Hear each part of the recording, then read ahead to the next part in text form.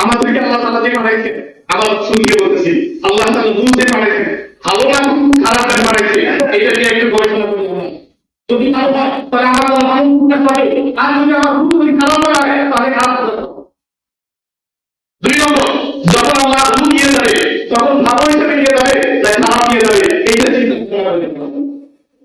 আমরা কি যাবো আল্লাহ তাআলা যেন কি নিয়ে যায় ভালো নেকার হিসেবে তো আমরা বুঝতে পারি।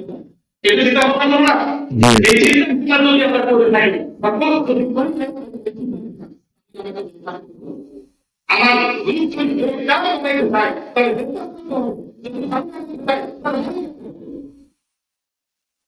তিন নম্বর কবরের কি জবাব দেবে, এগুলো প্রশ্ন উত্তর আগাম থেকে রাখতে হবে।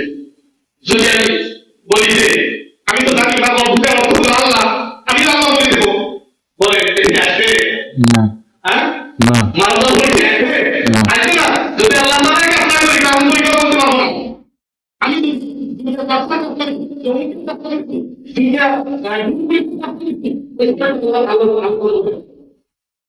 তাহলে বলতে হবে যদি আল্লাহ কতটা দিতে চায়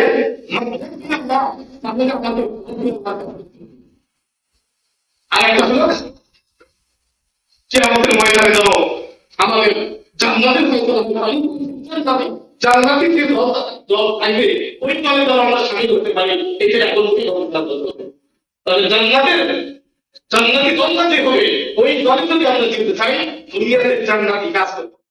আল্লাহ তাআলা আমাদের সকলকে বুঝার তৌফিক দান করুন। আল্লাহ অনেক কথা ছিল, এখানে শেষ হলো। আখির কালাম আলহামদুলিল্লাহি রাব্বিল আলামিন।